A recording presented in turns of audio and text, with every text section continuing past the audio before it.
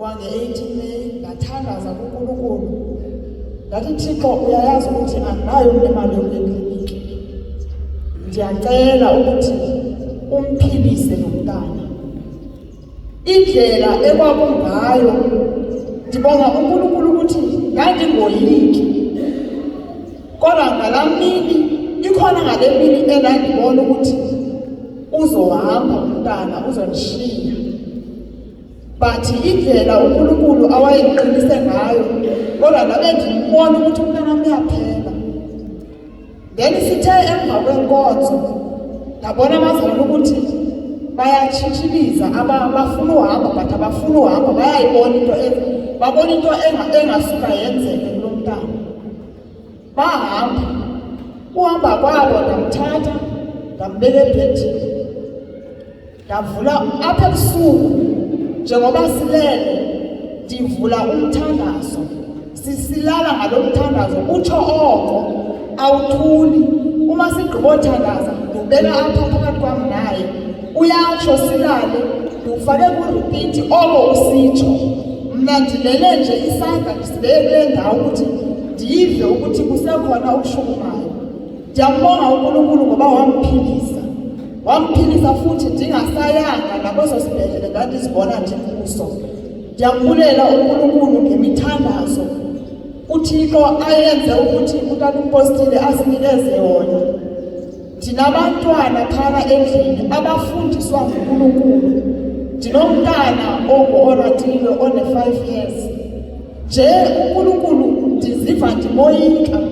Indlela ikhona ngenye imini uTata wakhe wathi kwenye inkonzo wathi uzawuhamba yena.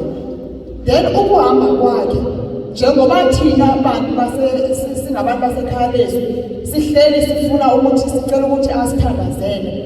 Wathi masingamkhonzi ngoba uzawufa. uNkulunkulu yena uthe makathandaze imithandazo asinikeze. Then masisebenzise le mithandazo. Ndiyambonga uNkulunkulu bazalwane. So lo mntana lo umamela yonke into uma sikhona apha endlini uba ngutata uMpostile. Ngaze ngamnqanda ngoba uthi yena ungutata uMzibandla. Then kulo mthandazo uwazi akukho gama alishiyayo.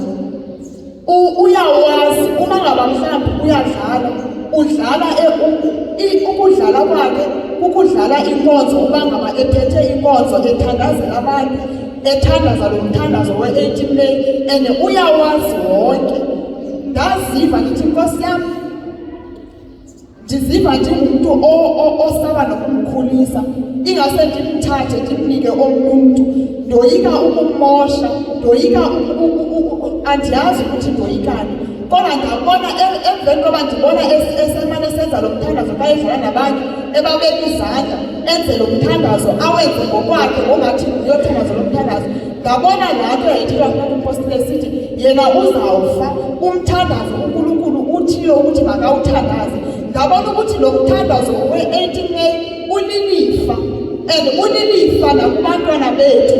Uma ngaba ndigula, uma ngaba okanye mhlawumbe uphethwe yinto uzothi mama ndicela ungiboleke ifoni ndiguqe ndimamele umthandazo. Ngabona ukuthi abantwana bethu bashiyeke bazofumana ilifa uma ngaba uNkulunkulu esinceda sibafundisa ukuthi kuphilwa ngantoni. Ndiyambulela uNkulunkulu bazalwane ngoba abantwana baphila ngenceba, nathi siphila ngenceba endlini. Ayikho into engithembele kuyo, ndithembele kuNkulunkulu. Even nabo uNkulunkulu nje ndiyamcela ukuthi ndihlale kuye ndingasuki. UYesu Kristu uyinkosi.